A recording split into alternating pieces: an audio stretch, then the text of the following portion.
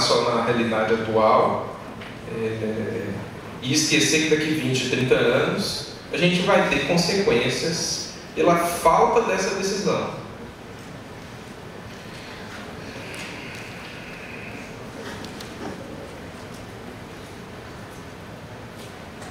Além de desempenharem um papel fundamental na definição de regulamentações, instituições, normas e modos apropriados de governança climática, os governos são atores fundamentais na produção de respostas às mudanças climáticas por várias razões.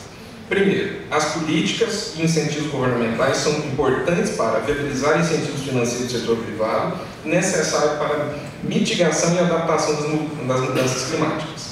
Segundo, os governos também têm papel importante no investimento de plataformas de conhecimento e aprendizagem, sobretudo sobre adaptação. Terceiro, os governos têm a responsabilidade de orientar o setor privado e facilitar a ação da comunidade, estabelecer a descentralização na tomada de decisão e ação de adaptação e mitigação. Além da orientação, os governos devem desempenhar um papel de garantia, isto é, garantir que as metas e os objetivos sejam alcançados através da ênfase na regulamentação, tributação, planejamento de longo prazo e comunicação.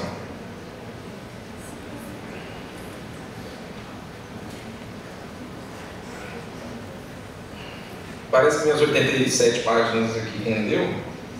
Eu vou pular uma parte aqui que eu ia falar sobre mitigação e adaptação. Vou para a parte final para poder cumprir o compromisso com vocês.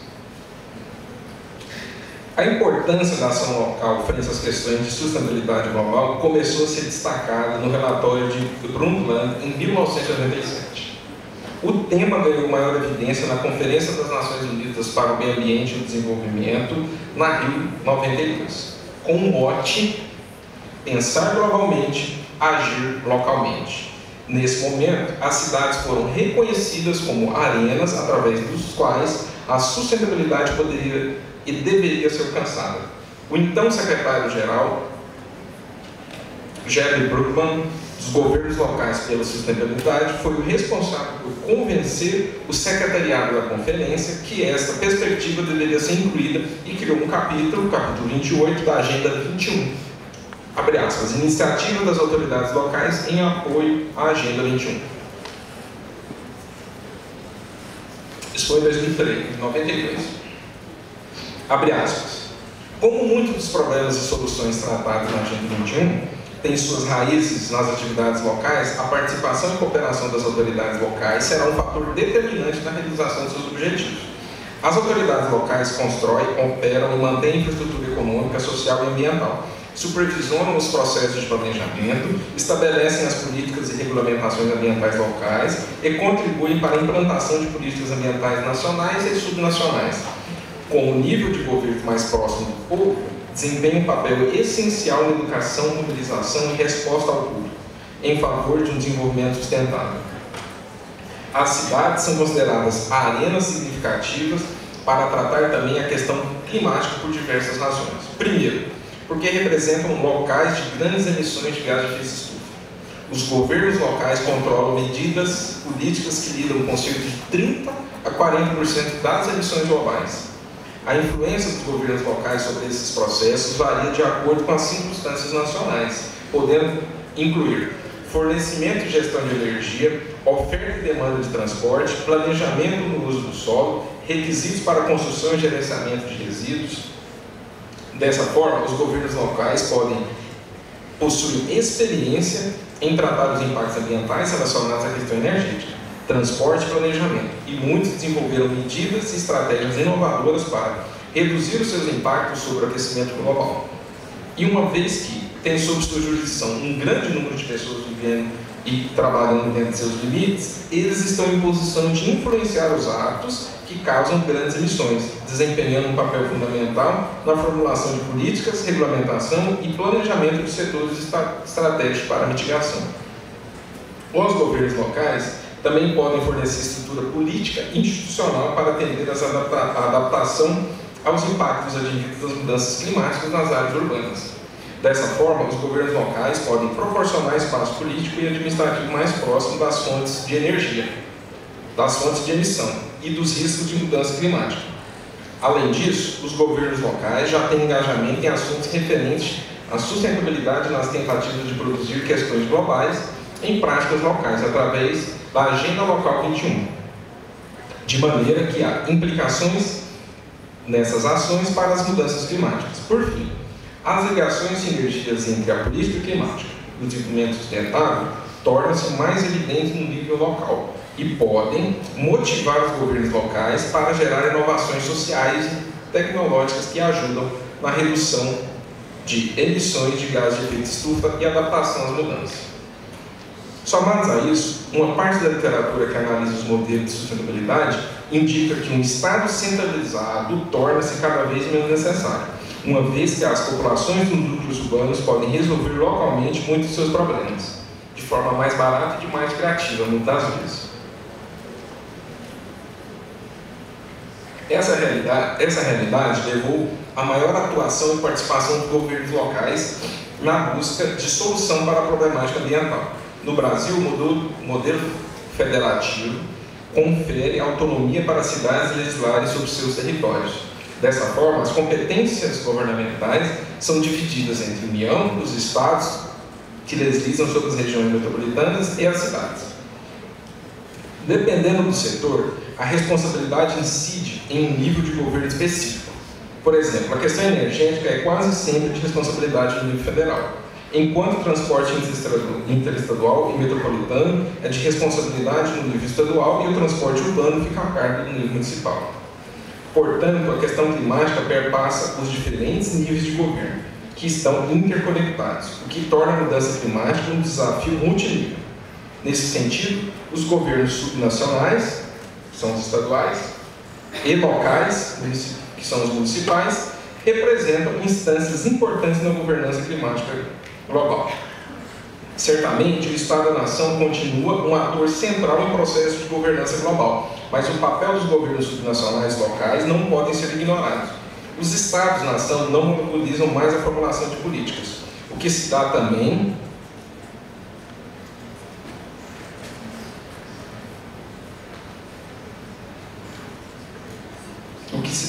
por conta da necessidade de tomada de decisão coletiva sobre processos complexos e pelo fato dos governos subnacionais e locais estarem interconectados nas redes de políticas.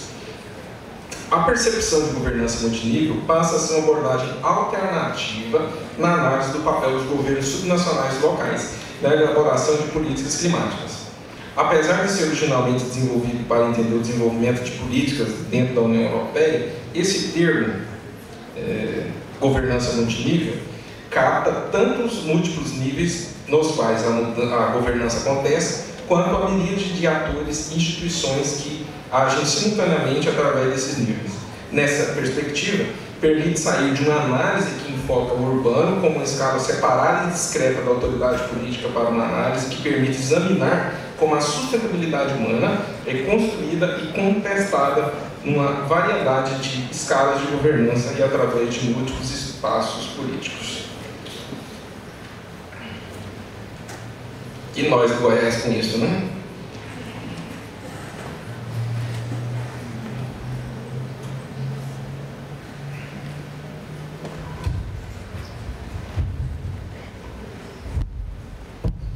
O Estado de Goiás, a partir do ano de 2015, começou a participar mais diretamente de fóruns internacionais e fazer parte da delegação brasileira na Convenção Quadro da ONU sobre Mudança Climática, porque esse governo regional, que é o governo do Estado, que é de onde eu posso falar e passar essa experiência, elegeu que trabalhar os instrumentos de mitigação e adaptação de mudança climática era algo que era relevante para o Estado. Então, os governantes, os diretores, os secretários, o governador, estabeleceu como uma ação que deveria ser feita.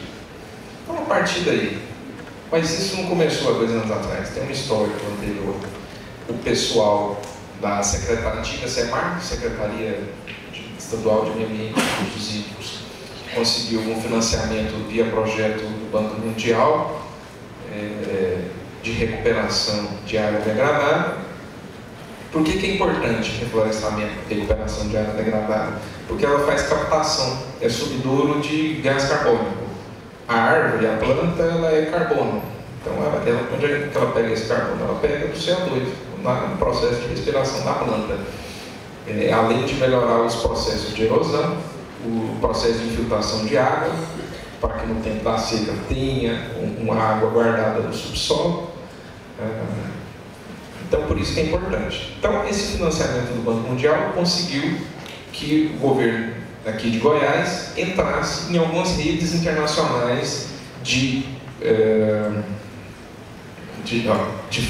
redes e fóruns de estados subnacionais, estados regionais, onde a troca de experiências, a financiamento de projetos, basicamente, esse que eu acompanho é o NRD, que é uma rede tem mais de 100 entidades lá. Do Brasil só tem o estado de São Paulo e Goiás. Outra ação do governo foi o estabelecimento e a criação do Fórum Goiano de Mudanças Climáticas. É um fórum com mais de 70 entidades, inclusive a PUC faz parte, tem uma cadeira conselheira desse fórum. Ele está sendo estabelecido agora no próximo mês, vai acontecer a primeira reunião, e ele vai ter formas de financiar ações da população, ações de ONGs, que ajudem nessa mitigação. Mas, para mim, o principal programa do governo em relação à mudança climática, a nível do Estado, que é o nosso tema, são as tomadas de decisões estaduais, regionais, é um programa que agora está engatinhando. Ele foi lançado há 2, 3 meses atrás, que é um programa chamado Goiás Solar. Aquele dado que eu falei para vocês no início, de que as emissões de gases de efeito estufa por queima de combustível fóssil representam 75%, não é dado qualquer. Goiás entrou numa briga grande, que envolve muito recurso, que envolve muitos interesses, ao lançar esse programa Goiás Solar. O que é esse programa Goiás Solar? É um pacote de incentivos governamentais para a instituição de usinas geradoras de energia elétrica a partir da luz solar. Significa, esse pacote, ambientalmente, ele tem uma simplificação do licenciamento ambiental, do ponto de vista tributário, para a geração de até 5, uma potência de até 5 megawatts, não paga tributo. Então, isso é algo importante. Uma PCH, uma pequena central hidrelétrica ou uma grande hidrelétrica, se você adotar uma determinada linha teórica, você pode considerar que a energia produzida a partir da criação de um mar ou de uma hidrelétrica, ela seja limpa. A Índia já não considera que é limpa, porque tem o desmatamento e a geração de CO2 a partir daquele alagamento, que é a decomposição das árvores, a composição dos animais que não sobreviverem, ela é maior que alguns desflorestamento. Então, a gente está falando de um programa que você tem incentivo tributário, você tem incentivo do governo, o governo está tentando criar uma linha de financiamento via BNDES, já tem uma linha específica de financiamento via FCO, que é o Fundo de Investimento do Centro-Oeste, para esse tipo de projetos. Então, é por isso que eu acho que é o programa mais relevante, que ele ataca o principal problema na emissão dos gases de efeito estufa. A gente não vai precisar construir termoelétrica, a gente não vai precisar construir mais PCH, se os investidores acharem que o programa vale a pena. Porque quando a ANEEL compra, quando o governo federal compra pacote de energia, ele não quer saber para qual que é, se a fonte é hidrelétrica, se a fonte é termoelétrica. Nuclear já é mais problemática, mas Você quer energia na sua casa, da forma mais barata possível, que ela não que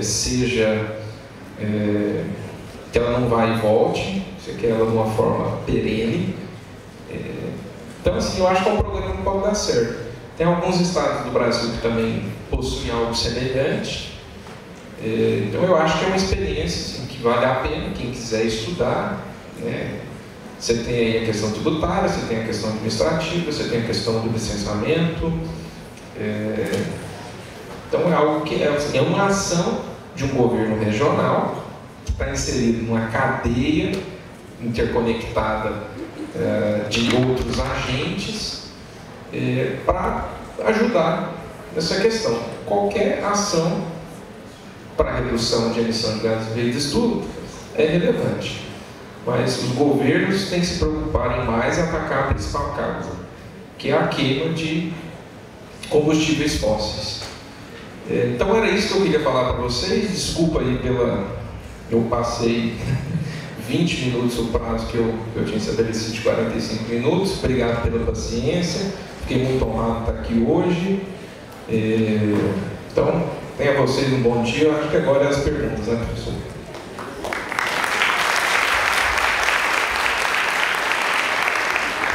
Só fazer uma colocação aqui.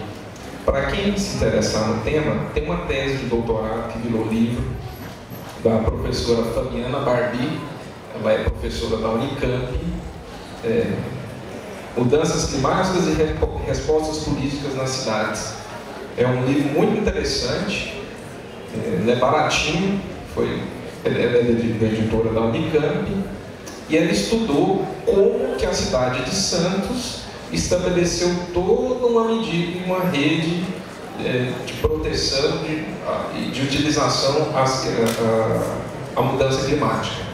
Ela estudou especificamente a cidade de Santos, mas é um ponto de partida interessante que traz os principais conceitos sobre mitigação, sobre adaptação, né, que vocês não vão ter dificuldade de achar. Fabiana Barbi, Mudanças Climáticas e Respostas Políticas nas Cidades. Excelente livro. Obrigado. E aí, gente, alguém para fazer perguntas? De manhã o pessoal está sempre mais, né? Sono. Ninguém? Não?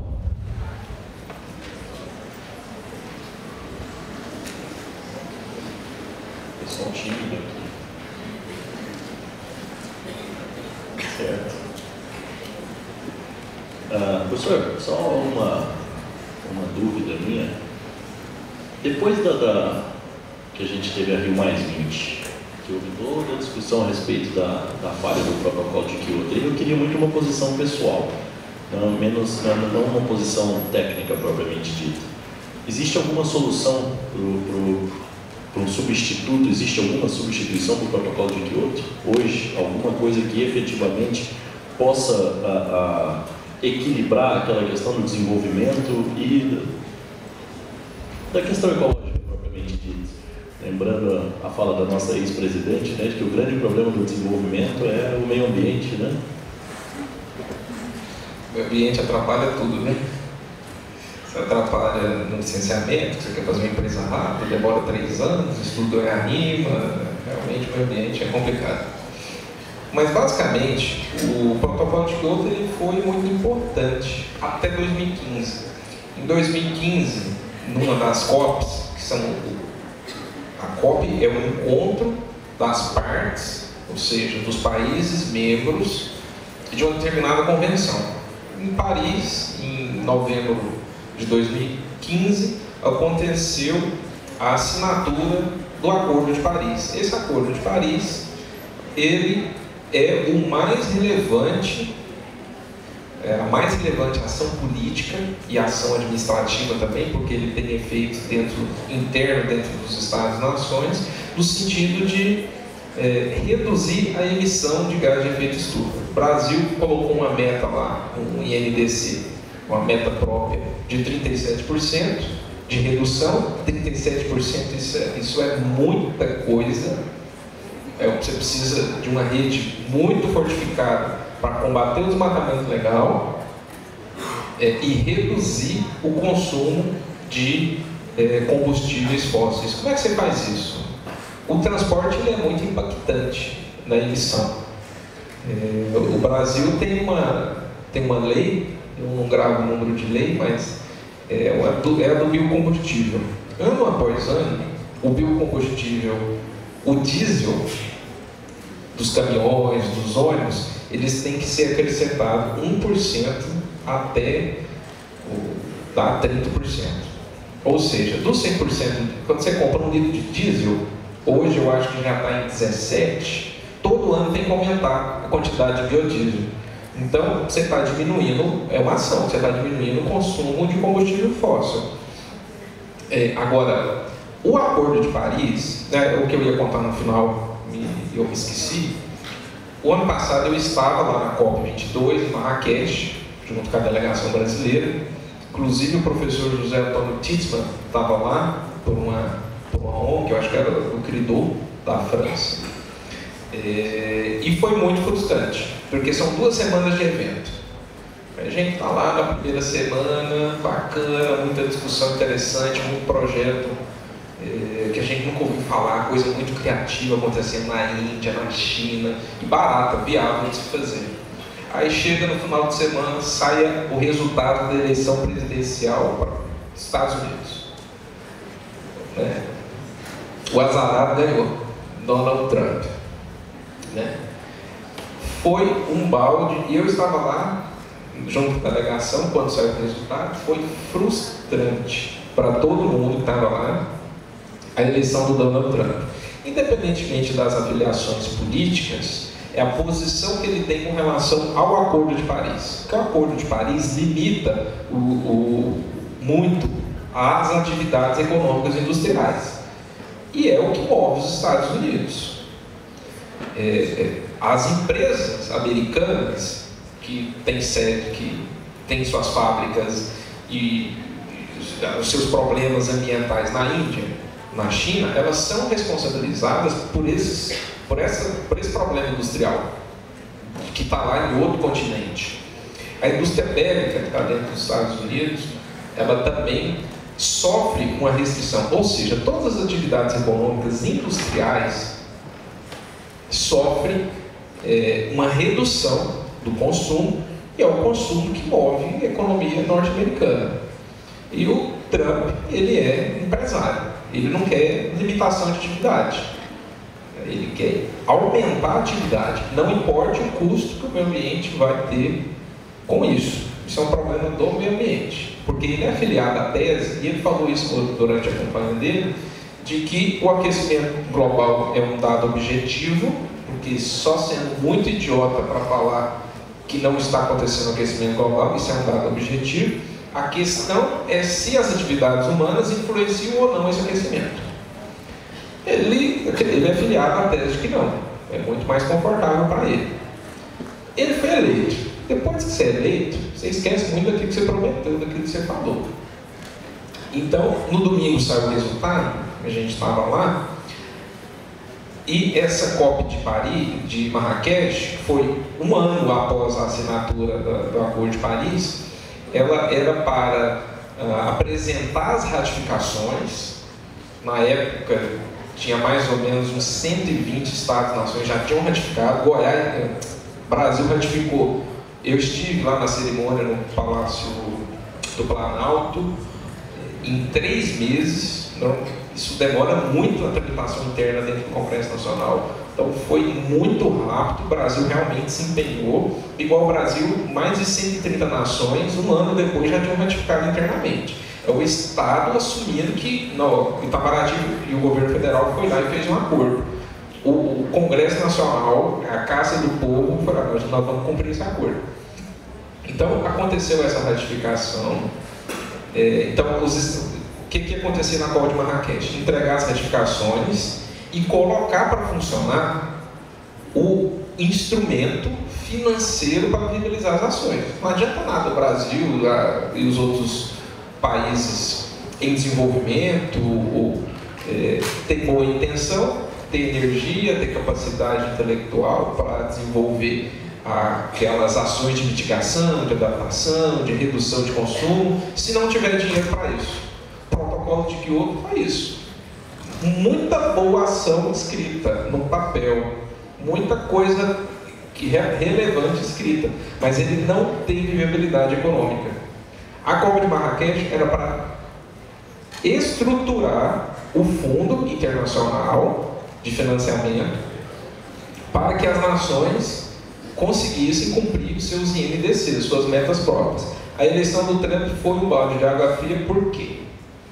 O Barack Obama ainda era presidente, o John Kerry foi lá, fez a fala dele, ratificou, falou sobre os Estados Unidos, só que todo mundo ficou com a pulga atrás da orelha. O Trump não vai cumprir. O Trump não vai cumprir. Então foi frustrante a COP, para quem estava lá negociando, por causa disso. Pouca coisa avançou no final da primeira semana para a segunda, foi quando saiu o resultado da eleição. Então, os Estados Unidos, ele é importante sim, ele tem um papel preponderante no financiamento e nas emissões de gás de efeito estufa, só que se o executivo não toma frente, o Trump ele recuou em algumas coisas que ele falou na campanha, outras ele desistiu, tentou fazer um ataque, surgiu uma defesa ali, o judiciário, ele retirou, não avançou, porque depois você senta na cadeira de presidente é outra coisa, né? A responsabilidade é outra. Então, o Acordo de Paris, ele é, do ponto de vista político, bem maior do que o Protocolo de Kyoto. Do ponto de vista de administração, ele pode se tornar mais viável do que o de Kyoto se o Fundo Internacional, porque está lá na convenção, no acordo, o aporte internacional dele é de um fundo de 100 bilhões de dólares por ano. Tem estudos aí que falam que você precisa de 3, 4, 5 trilhões de dólares por ano para conseguir reduzir as emissões para não passar dos 2 graus Celsius. Mas 100 bilhões é um fundo considerável e ele ainda hoje ele não está operacionalizado. Então pode ser que ele dê certo, vamos ver agora em novembro, no Embon, se a gente consegue fazer viabilizar o funcionamento dele, aí depende muito da posição dos Estados Unidos, porque se não acontecer a viabilização econômica, dificilmente ele vai ser efetivado. Só para ter uma ideia, o Brasil precisa de recurso para comprar imagem de satélite para acompanhar o desmatamento em tempo real no Cerrado e na Amazônia. O Brasil teve de comprar imagem, gastou milhões com isso. Isso não é algo que fica planejado dentro do orçamento, né? Precisou vir dinheiro da Noruega. A Noruega bancou o financiamento, a compra dessas imagens. Hoje o Brasil monitora em tempo real a Amazônia e o Cerrado, desmatamento, queimadas, com dinheiro internacional. Então, o financiamento é algo muito importante. Então, por isso, eu ainda tenho esperança de que o Acordo de Paris seja mais bem sucedido do que o Protocolo de Kyoto. E a partir do momento que você tem fundos internacionais preocupados com os investimentos, porque a gente tem fundo internacional que planta aqui em Goiás, tem fazendas aqui em Goiás, investe dinheiro, e uma seca, uma chuva, uma praga, algum evento climático desastroso que torra o dinheiro, bota fogo no dinheiro de investidores internacionais, e esses investidores internacionais interessados em